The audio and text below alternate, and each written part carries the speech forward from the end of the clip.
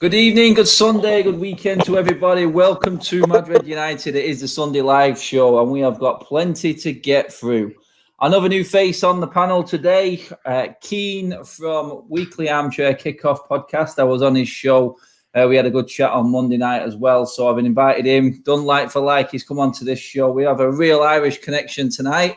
So my two boys on the right-hand side there, apparently don't live too far away from each other. We've just been having a conversation offline about. But Keane, welcome to the show, buddy. I think he's got a bit of a delay on his, I think, Keane. Thanks for having me on. Yeah, I can hear you, mate. Well, the connection will get better as we go through, mate. Just roll with it. We'll roll with it. So we've got our obvious usual clientele in across to my, as I'm looking at it, on my right-hand side.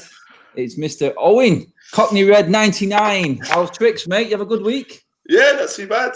All good. I mean, I thought we were signing Sancho on Friday, but we'll get into that in a minute. That seemed to be bollocks. So apart from that, yeah, it's been a bit of a slow week, but we'll get there.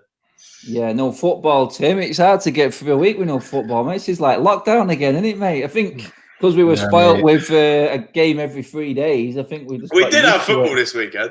Yeah, George. Yeah. Did really? Was that a game? Champions League. That's the biggest diss to Lask ever. It wasn't even a game. Yeah, I tell you what though, I seen one of the best goals I've ever seen at Old Trafford. That goal of last though, that was a beauty, that wasn't it? That was. My God, top bins. Yeah. I mean, anyway, yes. Give him credit for that one.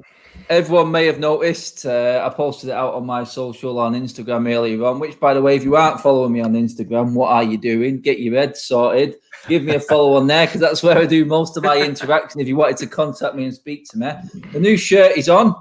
Went out today, got the new kit. And you know what? It's not as bad once it's on or once it's up close. It isn't that bad, actually.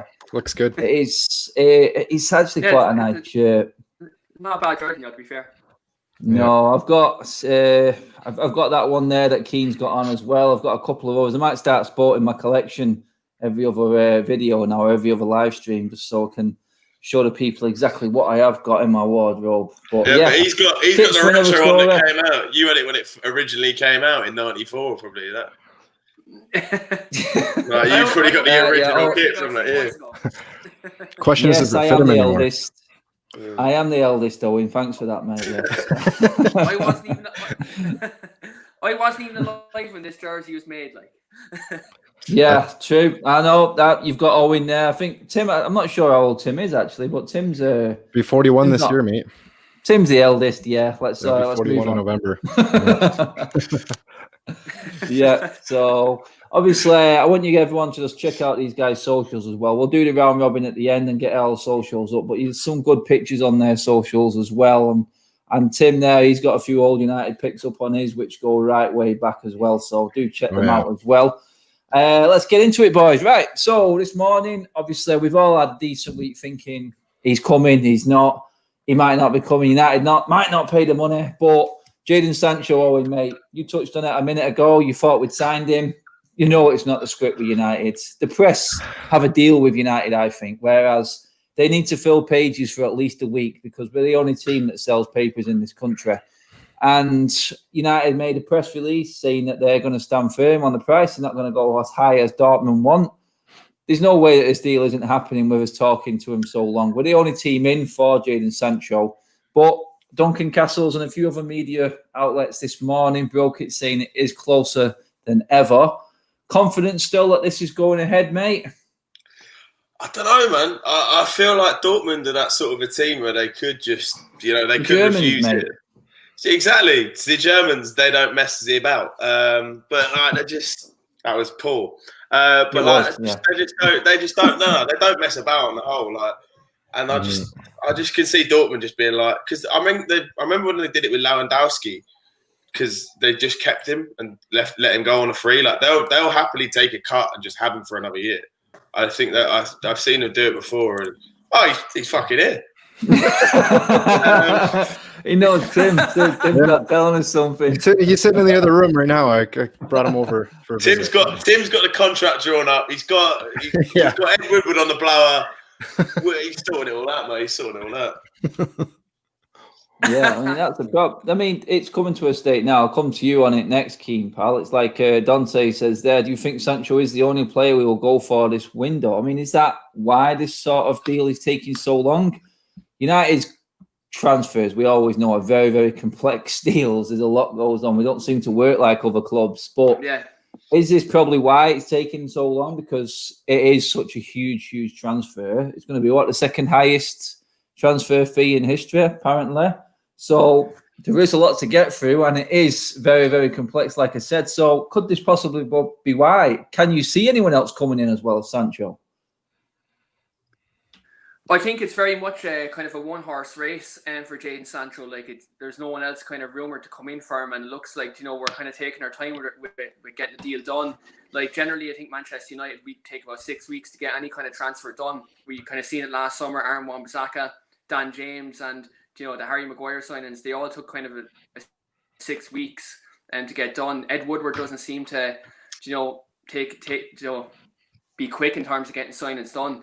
He always seems to take his time and kind of haggle over, a few million or whatever. But, I think Sancho definitely will come in terms of other incomings. I don't think really and truly anyone else will come in. I think in the COVID-19 market, we're probably looking at Sancho, and then that's it. And maybe if the landscape of football changes between now and the January transfer window, we might see maybe a midfielder, maybe a centre-back come in around then.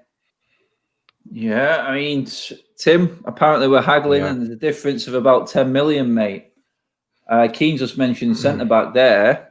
Would you try and, if this is the problem, would you just say, right, okay, then let's look at what we've got in other departments in our team that don't need a such urgent sort of cover? We've spoken about this plenty of times before, and just pay that extra 10 million, get the deal done. Oh, he's at United just trying to keep face and trying to act like we're still United. But for me, if we were still United, we would have done that City did just to get a player like Ake. Go in, first bid, price, you try and turn that down instead of haggling around like we're doing, mate. Is this a case of just go and pay the extra money and be the big club that you are?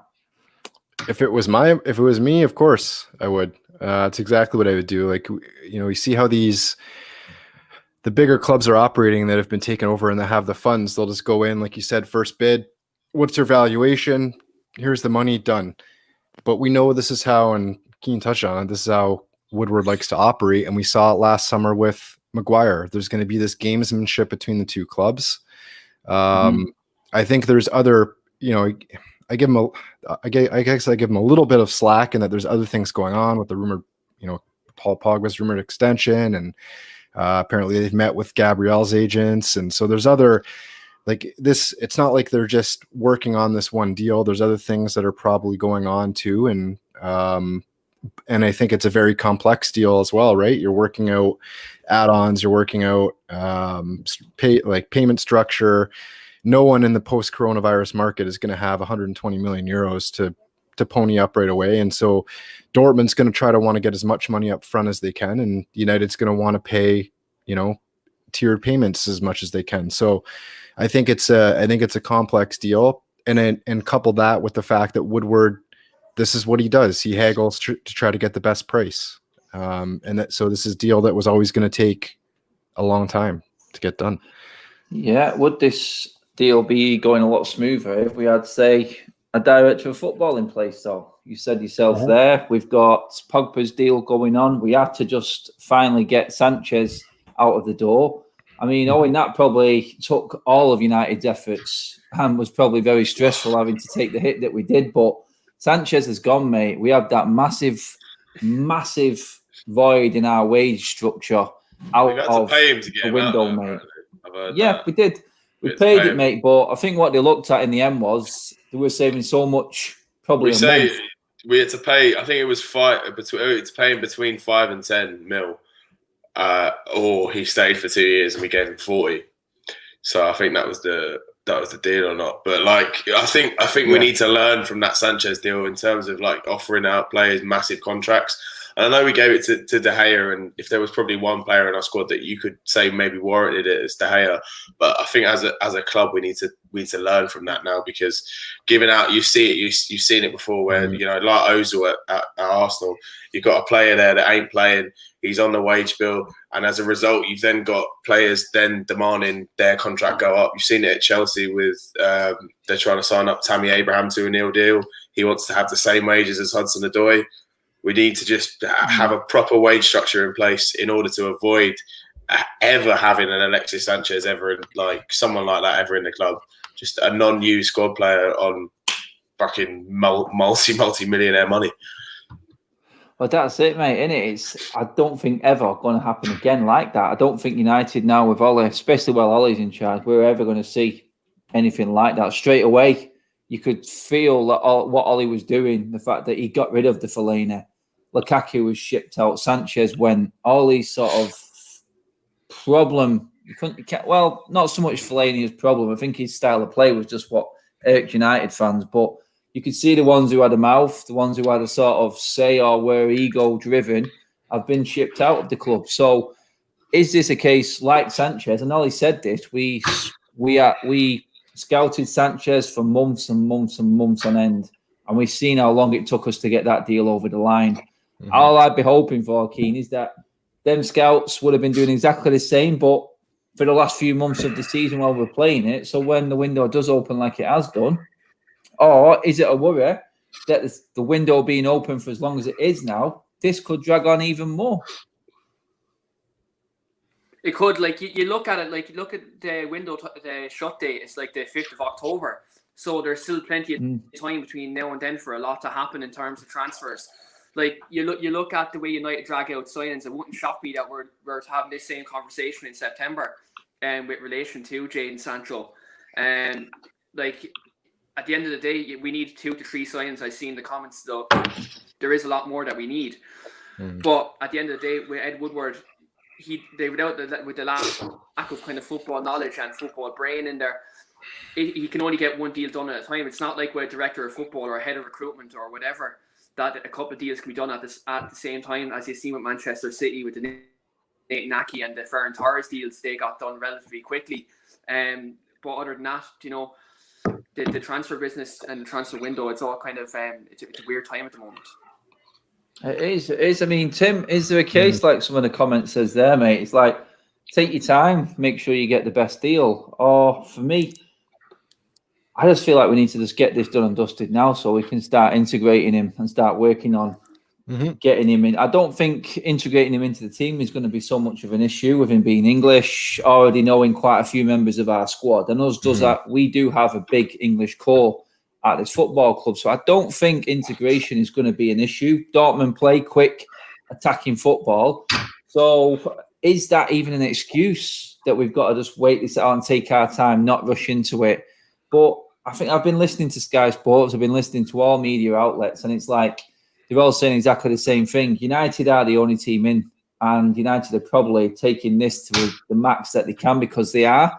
But if this doesn't happen, then this is Jadon Sancho never coming to Manchester United, because everyone else will then come in for him next window, and United will lose out because someone else will pay the money when it comes around. So get it done and dusted, mate, or we have got a few weeks, like Keane said there, October. Do we just make sure we don't make a mistake, make sure it's all done properly, and do it the United way? Are we over panicking a little bit because it's not happening so quickly? Well, I think that in general, you always want to get your business done early to get your squad settled, sort of leading into preseason. And we used to do that a lot, mate, didn't we, under Ferguson? That's how it was, mate. I remember the Chicharito deal. That was done before they did it before the World Cup, because they didn't want him on showcase at the World Cup, and they wanted to get that transfer over the line for like 12. It was ridiculous, the amount of money. 6 million. 6 million. And so get in there right away, get our young players bought up.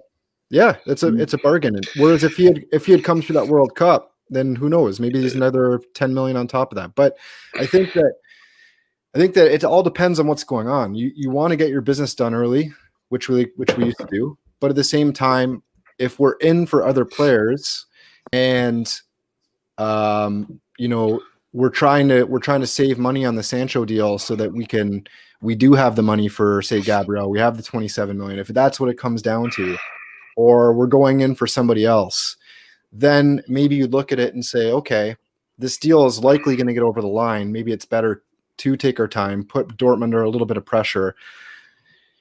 And it's all going to depend on Sancho too. If Sancho is going to start putting pressure on Dortmund, it doesn't sound like it. No, it sounds like he's content to stay. So that's another factor to take into consideration. It just depends on what's going on with other deals, I think, for me. Yeah. Speaking of Sancho and him pushing through any sort of deal, it's well known that he loves Dortmund and will not put any sort of pressure on Dortmund. But one thing that has sort of come out in the press, Owen, mate, and obviously we have our groups and stuff like that.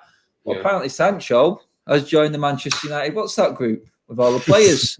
So we're jumping at everything we possibly can. That's the sort of an Arsenal fan thing to be saying, like, oh yeah, followed Lingard. Oh, he's signing. Like, that's it. He's at a party in London when it's over. Oh my god, he's met Rashford for a beer. He's going, like, it's done.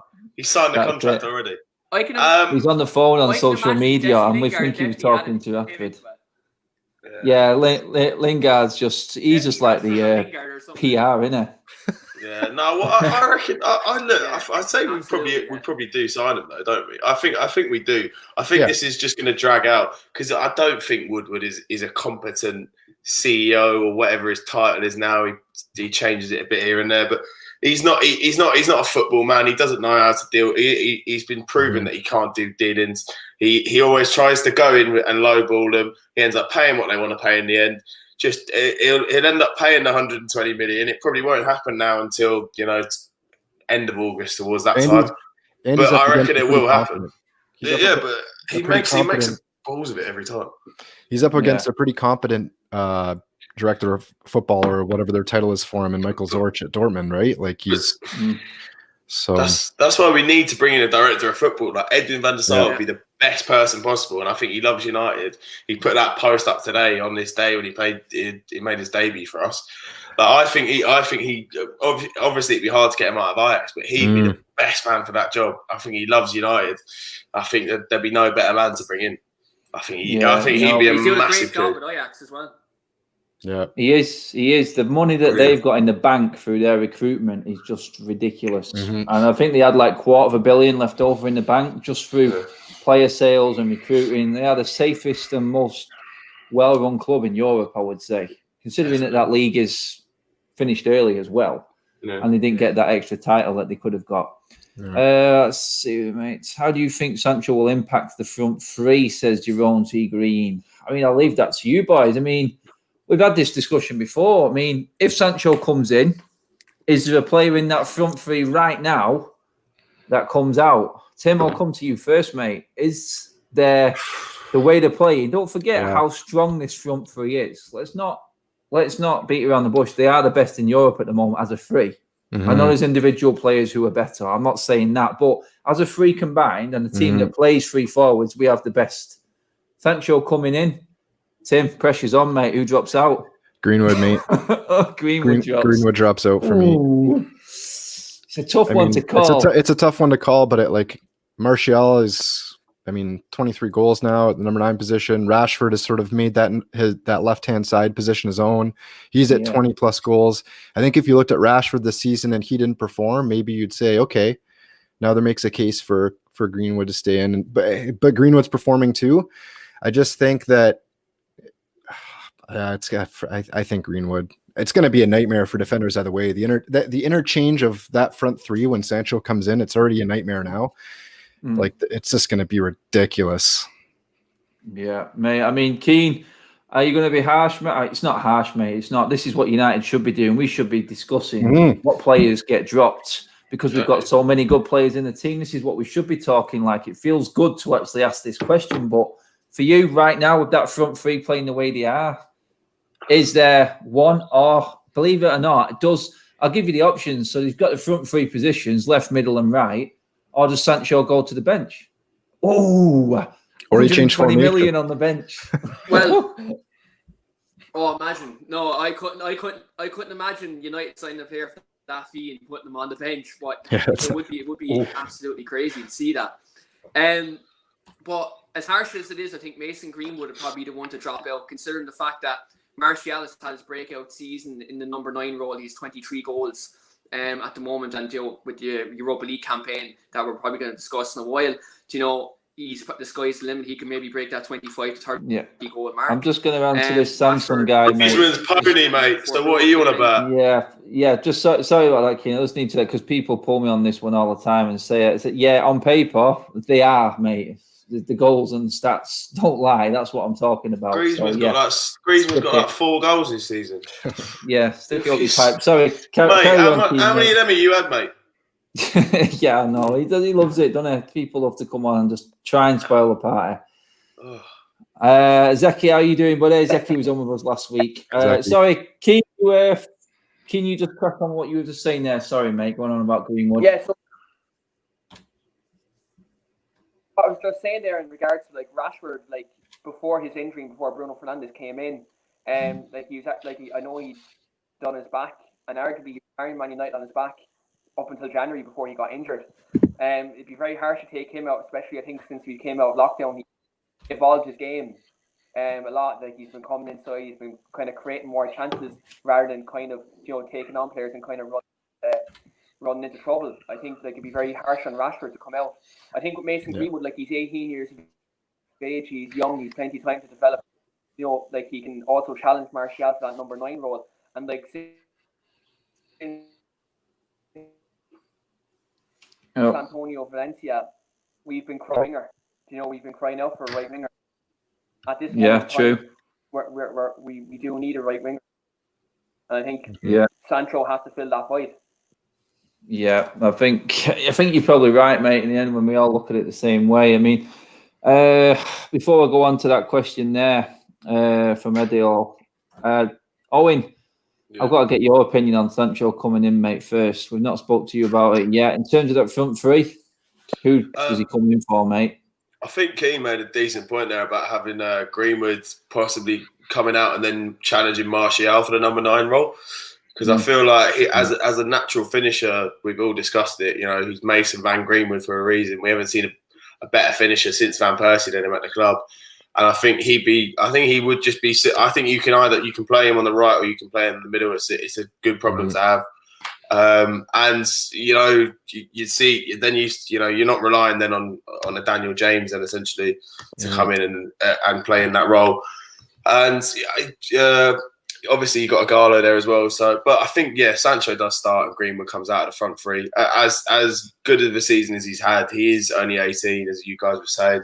And you can't. I feel like in order for Rashford and Martial to progress now, they have to play every game. Whereas I feel like Greenwood, it wouldn't completely hamper his career if you took him out the side. Mm-hmm. Yeah, just going on. Someone just left a comment there in the comment section. It's just gone up. Someone said that our new kit looked like a bus seat. No, there was a leaked kit that did look like a bus seat, but this is the actual kit. Anyone who's just joining in, by the way, this is the new shirt. I'm the first one on this to actually get it. So, I don't know what the other lads are doing, a bit behind, but one's on the way from China. We'll get into that another time. I'm waiting for the squad numbers. I'm waiting for the squad numbers to be confirmed, and then boom. What? Who are you going to get? That's it. I tell you what, if you are getting squad numbers, people, just a quick. I was in there in the store today. Get the Champions League shirt because the font and the numbering and the way it's written on the back is miles better than the Premier League one. Trust me. They always are, though. Get the Champions League font numbers on the back because they are miles better. Yeah.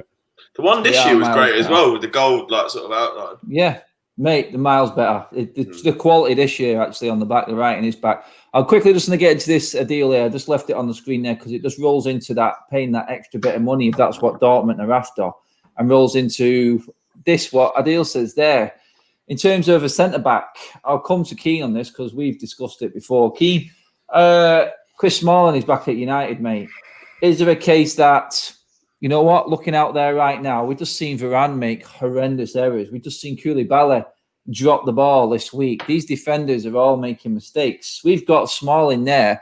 Is it worth bringing Smalling back to save us this centre-back fork out this window and see what happens next window? Is Smalling enough just to tide us over this season if it means that we need that extra money to get a Sancho deal over the line.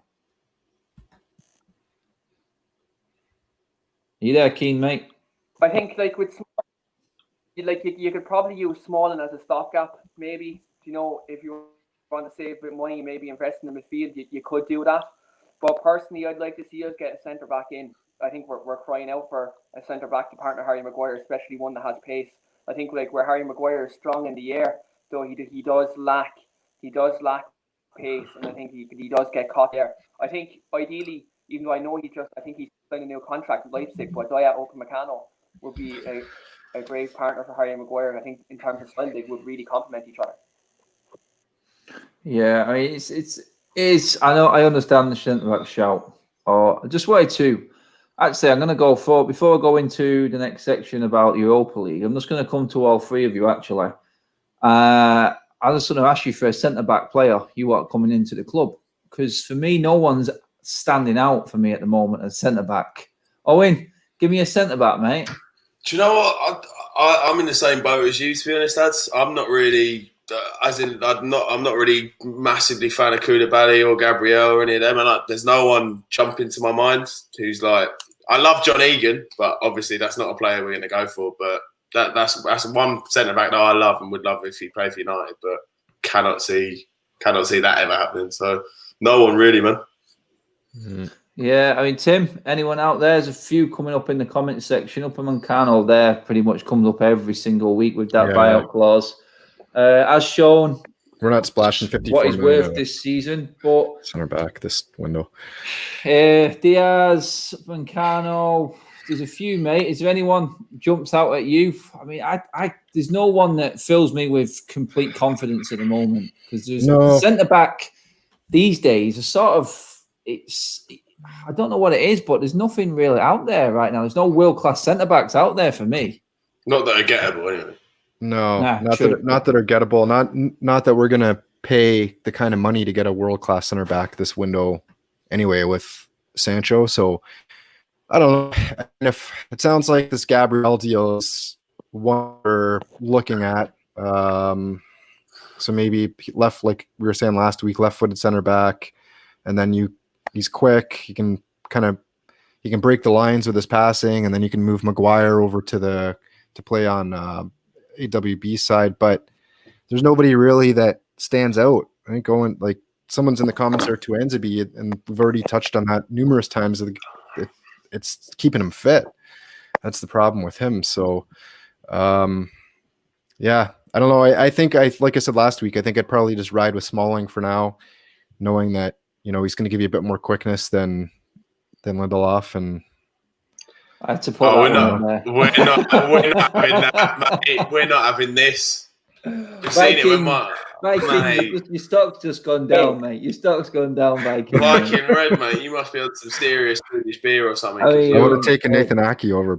Keane, what do you think of Skinner, mate? Is he one that you'd think, or is there someone else that you could see us bringing in for the right money? We're trying to be realistic about this. I think Skriniar would cost us a bit too much. I think he'd be kind of nearly 70 to 80 million signing. I know Mark Goldbridge, your colleague, signs him on FIFA, and he talks to him very, very highly about him. But I think in terms of transfers, in terms of the valuation of him, I think he'd be too hard to get in terms of the fee and the money we probably have to spend this summer. He'd be a great addition, but I don't think we get him. Yeah, it's tough. It is a tough shout, that one. But in all fairness, Inter Milan owe us one now, because how many players are we giving them? Yeah, that's it. And it depends if they get a new manager coming. Rumours is Conte's looking out as well. Yeah, what's going on with the managers in Italy, man? Everyone give the video a share, obviously. Give it a like. We're over 200 people in the room with us already, which is fantastic. And all the comments are flying in. If you don't get your comment up, don't worry about it.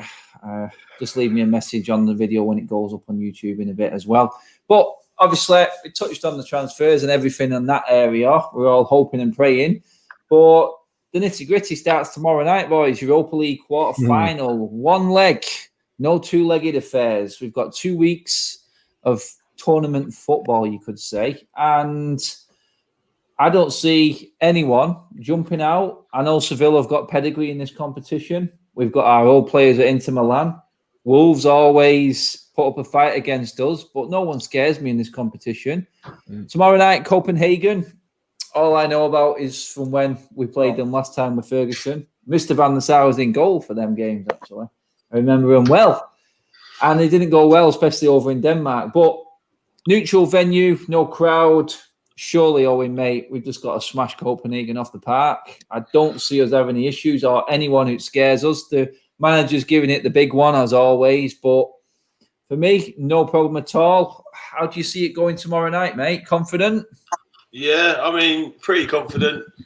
I can't see. In my mind, I know it might have been a bad because it could come back to bite you on the arse. But in my mind, we kind of already had been in the semi-final before the last game, because I knew we were playing either Copenhagen or Başakşehir, and I was pretty confident at either of them. But yeah, we might. I can still see a comfortable win regardless. Sorry, I'm just answering that question. All right. No, I can still see a comfortable win, probably 3 or 4-1, and cruise on. And if we play Wolves, I'm worried, because I think Wolves will be really gunning for this, because they've got no European football now. They have to win it. Yeah, they have to win. Against them. Imagine if they get, if Wolves got into the Champions League and won the Europa League, that'd probably be the biggest thing in their history. Oh, it would be absolutely crazy for that. I mean, do you know much yourself, Keane, regarding Copenhagen? Any worries in this game for you? Or are you looking like Owen is there ahead of this game because it's a foregone conclusion, basically?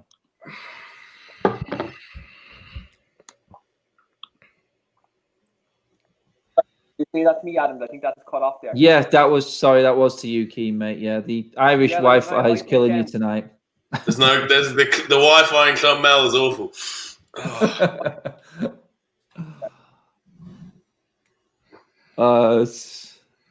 Yeah, I've lost him for a second. I'll come back to you in a second, Keane, mate. Tim, I mean, any worries about tomorrow night, pal, for you, or is you looking ahead to maybe worrying like Owen is against Wolves? Seville with their pedigree in this competition, they've got to play Wolves, so it'll be interesting to see who comes through in that game.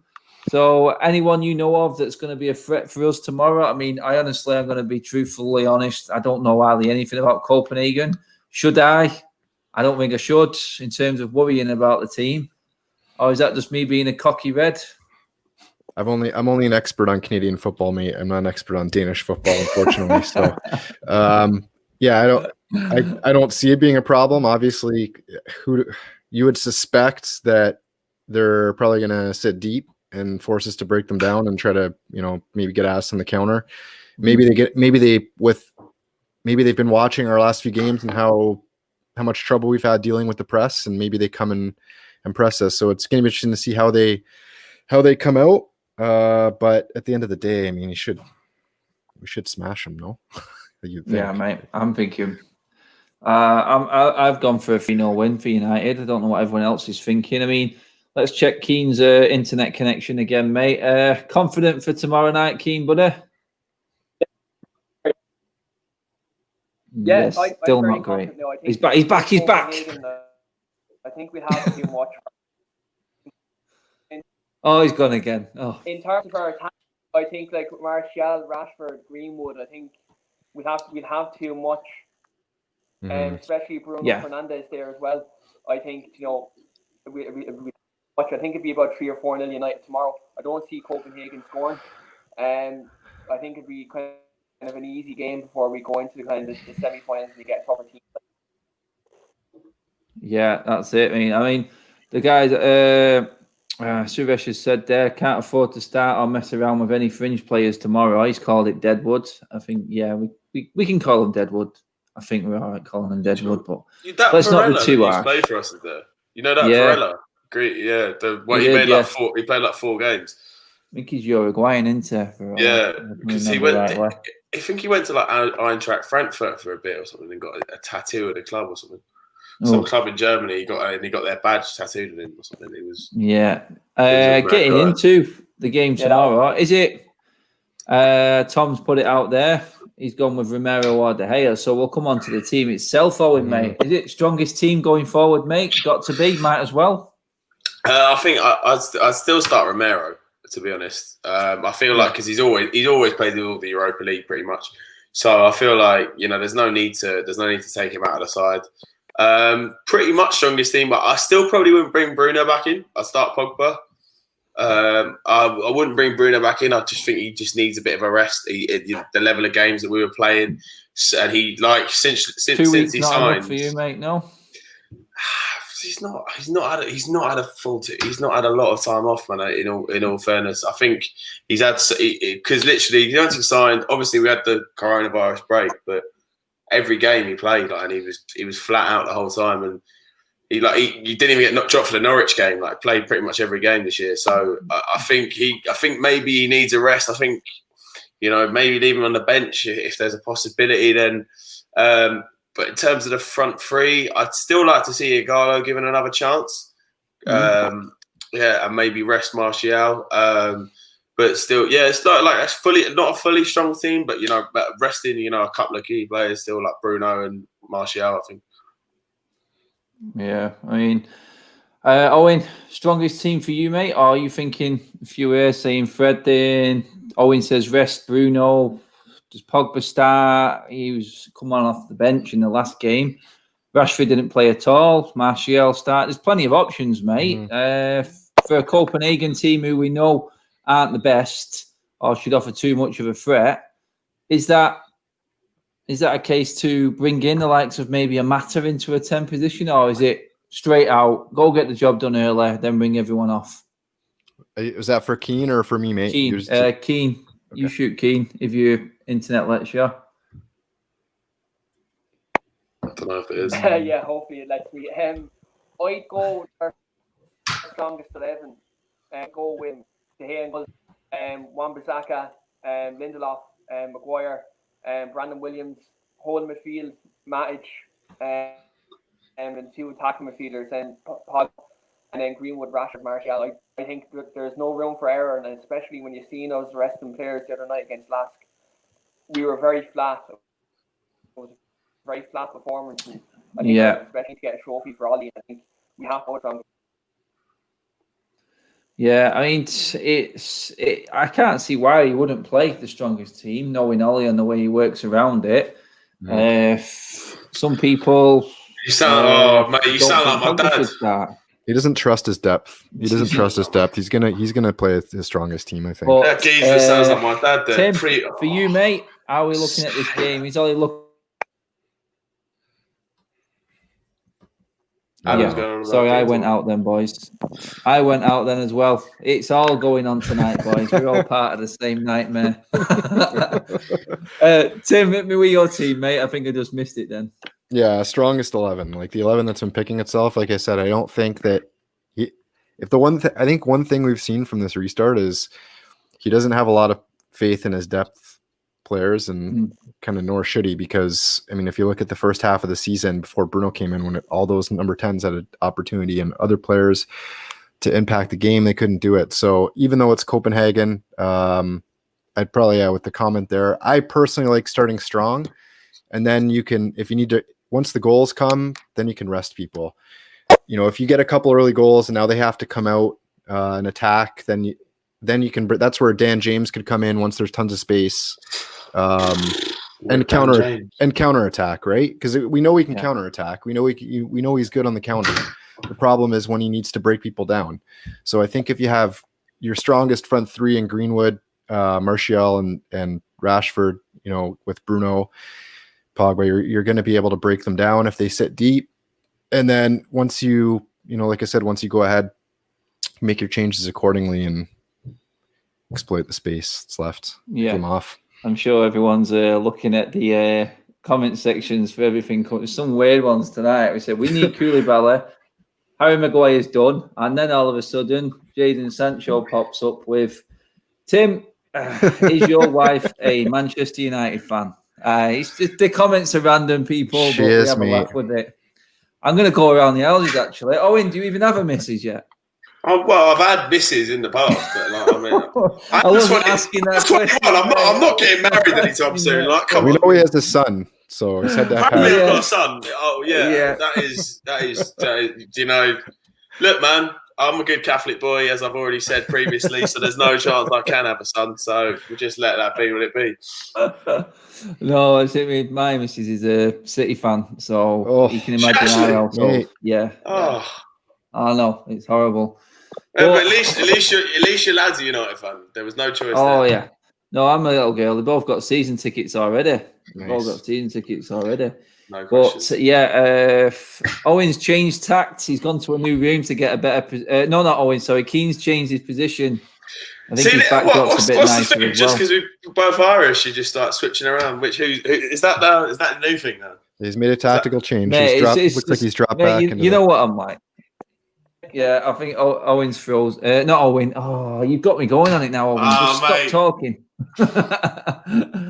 Yeah, so we're nearly pretty much done for the end of this show, but I just wanted to finish on another one. We're all confident about tomorrow night, but in terms of the transfer window, we have got rid of one player in Alexis Sanchez, which we all wanted to go.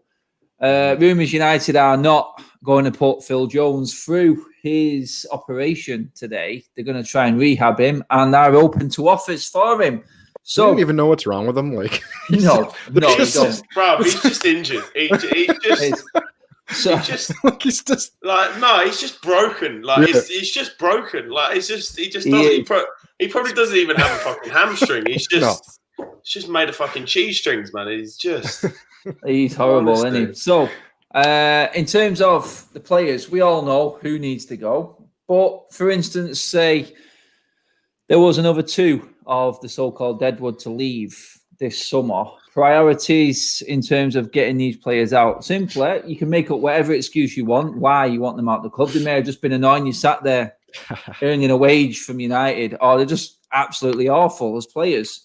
So I'm going to give you all two players after Sanchez has gone, because I think Sanchez was top of everyone's list. So I'm pretty confident in saying that. 400 grand a week, gone. Who is your two? I'll come to you first, Tim, mate. Oof. Going off what we need to make space for, because I feel that these players are taking the spot of a younger player who could have the potential but doesn't get a chance because these players are here.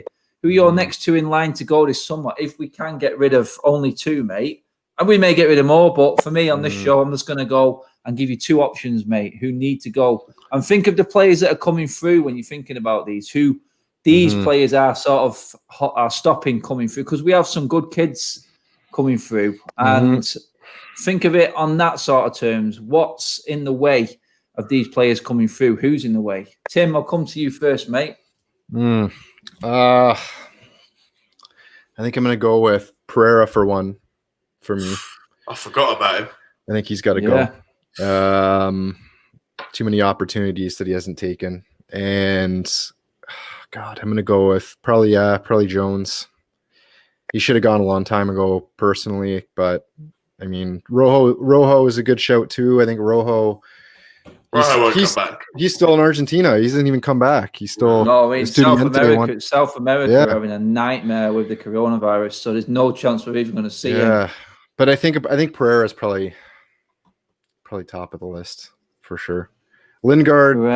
The problem with getting rid of Lingard and Pereira right now is if we don't bring in a number 10, then after Bruno, and you have to. I think Matt is probably going. Looks like he's off to Turkey. Unless they can convince him to stay. So then it really doesn't leave you with another option at the number 10 position, especially with Gomez gone to Lille and Boa Vista, wherever the hell he went. So he could play there. But he's got a great agent, isn't he? He was going to go and play for Barcelona. Oh yeah, Chelsea were interested, and now he's something playing. Went wrong. Something went wrong there. Yeah, mid-table in Portugal. Big time, something went wrong. Owen, I'll come to you next, mate. Give me your two. Tim, who did you go with then? Sorry, mate. Pereira and Jones. Pereira Jones. Yeah. Right. Owen, what are your two, mate? Yeah, I think Pereira. I think definitely. I think that's for probably 99% of United fans, unless you're related to him, you want him gone because he's just. I don't know. He just looks the far. Look, I've liked him coming through the youth team. He looked good then, and he was good as a wide player. But ever since he's come into midfield, I've never looked at him before. Like he's never had a string of good games for us at all. I don't see how he was still getting into the side. And then probably I'd like to get rid of both Rojo and Jones because I think Rojo will never come back still, but Jones definitely needs to go. And then you have that Mengi and Tuanzebe coming in and taking those roles up. Exactly that. Well said. Well said. Keen, mate. Who's your two that you'd want out the door next, mate? Obviously, Gomez and Sanchez both left already. So the next two, who is blocking that route for them younger players, mate? I think Phil Jones definitely is blocking them out. I think he's someone who definitely see like young centre for Mendy coming off and Axel Tuanzebe. If Phil Jones leaves, it kind of makes room for the lads to kind of come in and get more game time. In that respect, I think I've seen the comment here, Diogo Dalot could probably be someone who don't have a future at Man United. I think if he left, it would kind of give Eaton a chance. Make impact and make challenge Wan-Bissaka for that right back spot. But I think Jones and Dalot will be my two. Jones and Dalot. It's all around that back line, isn't it? We are inundated with defenders at the moment, aren't we? That we just don't think we're ever going to see them again. But for me, I'll give my two. Jones, everyone knows what I feel about Phil Jones. Chuckle brothers. He has to go. He has to go. I know I'm sort of looking at. It's always going to be between attacking wise. I don't see many of our youth teams sort of at that level yet. So you could look at Lingard and say maybe he could stay. I don't want him to stay for him because I don't see him ever starting a game again for United of any importance. So I would say Lingard has to go for his own future. But yeah, I'm going to have to go in with the likes of Pereira stopping some of the players going through. I mean, Traore. Could bring Traore in if you get rid of. Yeah, I mean, there's plenty of young kids coming through in that midfield position who I want to see. James Garner, I want to see more of, and I think Pereira's in the way. And that's how I look at it. I just feel like it's time now that them sort of players are gone. I mean, Christina makes a good point there. No one would buy him. That's the thing, I know. I think we're going to have to do another Alexis Sanchez with Phil Jones. Perfect, give him away. Problem. This is United, and this is what people say. What's my opinion on a director of football? This won't be happening with a director of football. I don't think we wouldn't have players hanging around on stupid wages because there would be a structure in place, and it wouldn't happen. But it is, and we're all hoping that we can sort of carry on buying the way we're buying, but obviously get rid of the players that we need to get rid of because I feel like our younger players are better than the second string. I'm not saying something. And this is down to the previous four managers and the way that they were in the transfer window. We can't blame Ollie for the transfer windows and what he's done so far. He's got rid of the ones we wanted to get rid of, and he's brought in players that have made us better, and we are happy with them starting every single game. So it's a tough one, but I definitely go with Jones and Pereira. They're my two for going out. Guys, it's flown by. We're at 50 minutes now. We've had just under 300 people in watching us.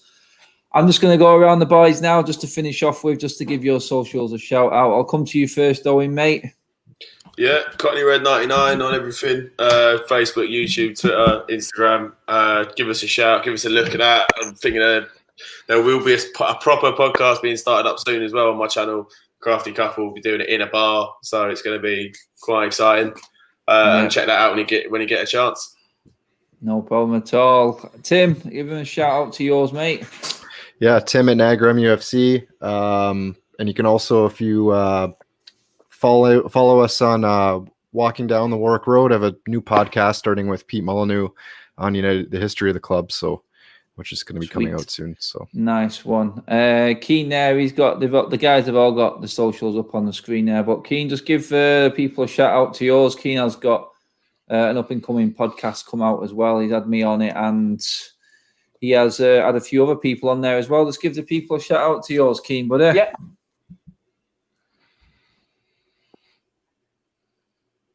Don't just say that again, Keen, because I lost you then, mate.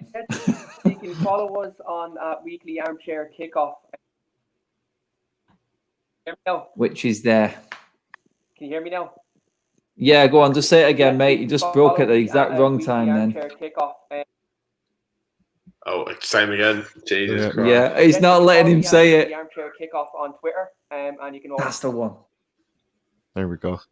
Yes. Oh, poor lad. But Keane, your internet let you down tonight, mate. But we got the gist of that there. He's on there on Twitter on Weekly Armchair Kickoff. Do check him out on there as well. Likewise on Owen and on Tim's. We do have some really good content in these guys, people. So do check them out. And obviously, you know what mine are. Like I said at the start of the show, if you're not following me on Instagram, then I don't know what's wrong with you.